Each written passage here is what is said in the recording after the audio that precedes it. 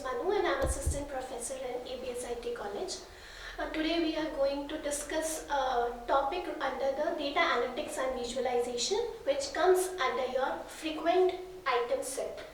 So this comes under your market-based analysis. So we need to understand what is a market-based analysis and which famous algorithm is focused on that.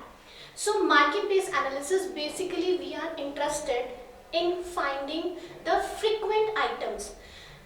For example, nowadays we are having the supermarkets with us and we know that the maximum of are taking the information that which particular element is mostly purchased in a market. इससे हम कुछ इस तरीके से भी जान सकते हैं, आज के टाइम पे हमारे पास डीमार्ट्स है और वहाँ पे हम ये चेकआउट करते हैं कि हमारे कौन से एलिमेंट्स ऐसे हैं जो फ्रिक्वेंटली परचेज किए जाते हैं और उसी के according we are having some backends जो ये एनालिसिस करते हैं, डेटा एनालिसिस की will find it out, will track out that which elements are purchased very frequently from the transactions. We do have the number of millions of transactions and we are more interested in finding that which elements are the frequently purchased. Why we are doing so? So that we'll have a more benefits, we are having the more revenues for any particular organizations where we are finding and tracking these frequent items. So market-based analysis is basically we are interested in finding the relationship between the item sets. We are interested that customer कहाँ पे ज़्यादा interested है आपके item sets को purchase करने के लिए. So do we have some algorithm? Yes, we do have a very famous algorithm for that, which we call it as a priori algorithm. And we'll see in the next few minutes that how it is going to proceed and how it is going to helpful finding the frequent elements that are generated or purchased over a transactions. So basically we are interested in finding the customer behavior. Because we are having so many baskets with us, we all are doing the number of transactions and it is really very necessary nowadays कि आपके कौन से elements हैं जो purchase है. अगर मैं आपको एक example दूँ, हम इस situation को कुछ इस तरीके से consider कर सकते हैं जहाँ पे D-Mart है, जहाँ पे आपकी same type of groceries, same set of elements value हम हमेशा generally एक जगह पे रखते हैं. So that customer का जो influence है, अगर वो किसी एक चीज को ले रहा है और उससे connected दूसरी चीज है तो उससे जाहिर सी बात है purchase करेगा. Let's take a day-to-day example. We are going to purchase a bread and subsequently customer is obviously going to purchase your butter. So we are interested in finding out the behavior of a particular customer, that how he is purchasing your item and how frequent it is. So we are interested in finding this behavior by a customer. So this is basically done by the algorithm, which is a very famous algorithm and we call it as a priori algorithm, and it is going to tell you that how by one or the step by step we are interested in getting the minimum value which is a frequent item. So my objective here is, मेरा objective यहाँ पे कुछ इस तरीके से बनता है कि हमारे पास अगर बहुत सारे bucket में list of items है, so what will be my final outcome and what is my final conclusion, so that we can conclude that these particular items are frequent item sets from the transactions. And the famous algorithm is a priori algorithm. But is the a priori algorithm itself is sufficient to explain? No. We need some two parameters and which are called as the components of the algorithm.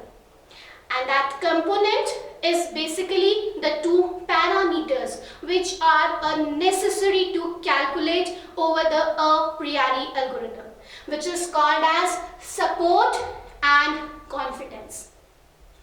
Until and unless we calculate these two terminologies, we are not going to find it out that what will be my frequent item sets.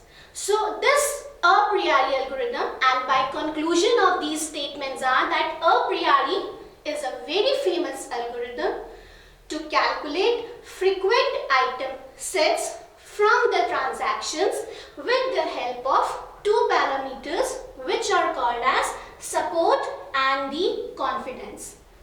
Now, a priori algorithm is basically run on a very important property which is called as a priori property. And a priori property says that whatever at the current time the transaction items are there, its subset will be the frequent item sets only. For example, at current time I say that bread, butter and jam, these are the three frequent item sets at time t. So we can conclude from a priori property that whatever its subset will be, the subset can be bread butter or single bread or butter jam. So whatever the subset will be, it will obviously considered as frequent item sets. तो a priori property हमारी कहती है कि अगर current time पे हम कुछ consider करें कि हमारे कुछ फ्रीक्वेंट आइटम सेट्स हैं और सेट ऑफ एलिमेंट्स जो कि फ्रीक्वेंट है, तो उसके नेक्स्ट लेवल पे जो कि उसके सबसेट होंगे वो भी कंसिडर करे जा सकते हैं कि वो फ्रीक्वेंट है. And this is only the property that ensures the transaction having a frequent item sets, and it complete with the two parameters which are support and the confidence. So this is the bare minimum property which we need to understand to run our a priori algorithm. But what exactly the support and confidence means? So as we can see over this figure which is in front of you, support is terminology and saying that how much that particular element is purchased over the transaction. Let's see, this is the table having a total number of transaction from 1 to 7. Now, in this particular transactions, we are more interested in finding the support value. But what does the support says? Support says that we are only going to find support for a particular element, right? And for that particular element, we are interested that how many times it has been purchased, either single or with some pair. So my numerator says that how many times this particular element is purchased together. And what my denominator says? My denominator says that total number of transactions. So it clearly says that support is one of the parameter which is a compulsory parameter in the a priori algorithm, and it says that that particular element how many times it is coming in all the transactions and counted with respect to the denominator value which shows your total number of transactions. आपके सामने कुछ transactions हैं from transaction 1 to 8 and we are interested in finding the support value of, let's say, one of the fruit. So what we have counted here, we have counted the value that particular this fruit is coming 4 times over the transaction. So my numerator becomes 4. And what will be my denominator? My denominator will be the total number of transactions. So my support is something a decimal value having the good denominator as the total number of transactions. So if I define in a very clear terminology, we say that my support is number of transactions in which A. Here what is the A? A is a particular element. A is a particular item for which we are calculating the support. And what is your denominator? The number of all transactions. So this ratio is called as a support for element A. So support is associated with the single element. But what about the second very important parameter which is called as confidence?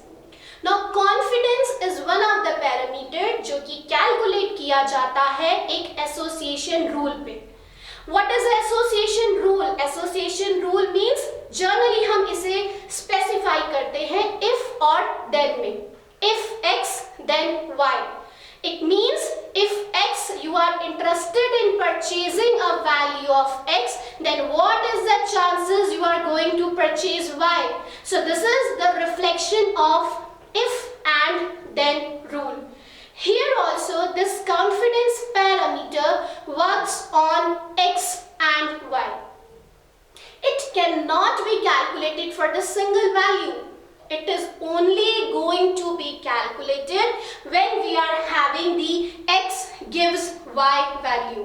It means कई बार हम इसको represent करते हैं in the terms of the probabilities. Probability means the conditional probability, and my conditional probability also symbolize that what is the probability. We generally say it's a conditional probability. Conditional probability is x gives y. What is the chances?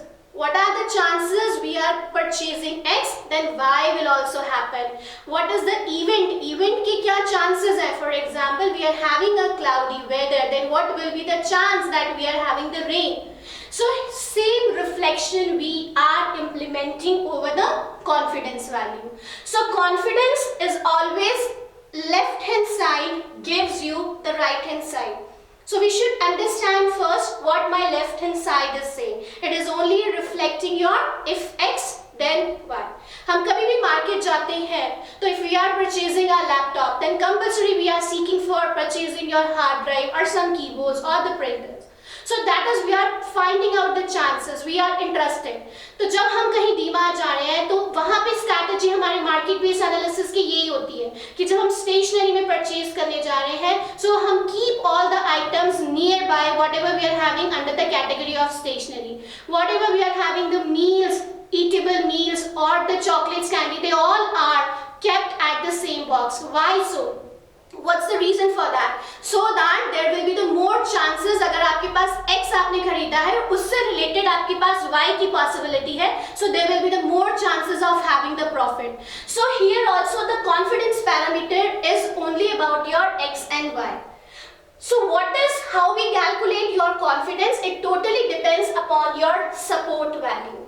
How? My numerator says that अगर आप x then y आप confidence value निकाल रहे हैं, तो what the support is how many times your x and y both has been purchased together. And why my denominator is only my left hand side? Because until and unless I am having the x purchasing, I cannot go for the y option. That's why my denominator is totally dependent upon the left hand side value. So this is the confidence rule. Confidence is totally dependent upon the parameters of the support. So numerator is the support where the left and right hand side both are involved because x and y both purchased together. Whereas my denominator says that I am more interested in just finding the value of left hand side. That is a single item or that is a value of your x. So this is a simple formula, and how we define it technically we can see here. Confidence, A gives B. The interpretation of this, if A then B. I have also written here it's a conditional probability. What it interpreted as finding, how we interpret finding the probability of B knowing the value of A. We know something is with us and we are finding the probability by knowing that parameter. Are we going to give the results for the same? So confidence if and then is equal to your conditional probability, and that is nothing but support of left hand side and right hand side, your x and y elements, and your denominator is only left hand side.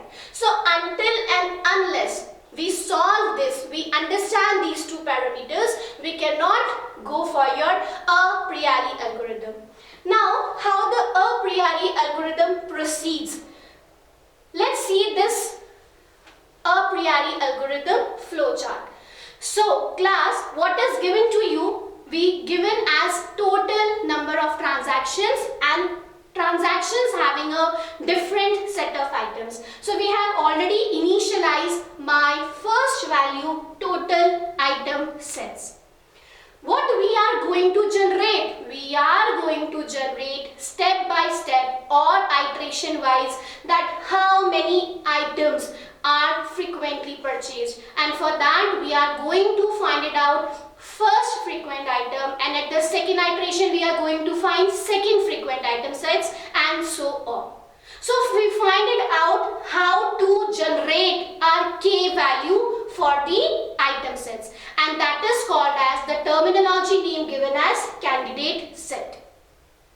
Once that has been evaluated, we will go for the pruning. Pruning is we have to remove that particular item set which is not a frequent one, and that how we ensure that? We only ensure by threshold value, and how we give that threshold value? That is a support value. So we need to prune that particular items which are not ensuring my minimum threshold or my minimum support. So we'll prune once we come to know my candidate set.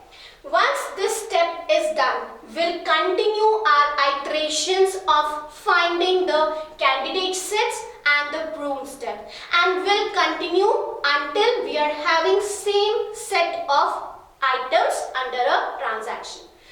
This can be better understood when we take one numerical and understand that how the candidate steps and how the pruning is actually going. So let's see what are the bare minimum part is given to you in question. So let's today understand the question's objective, and we'll see in the next part how to solve that. You can all see that a particular table is given to you, a transactions, total count of transaction as 9. And every transaction in the parallel column is given as the number of items. Item 1, 2, 5. So how I interpreted these 1, 2, 5 has been purchased together under the transaction T1. Is this question is complete? No. What is the other parameter to be given? The other parameter given is support value. That is a minimum threshold value, and which we always ensure some integer value. And here threshold value is 2.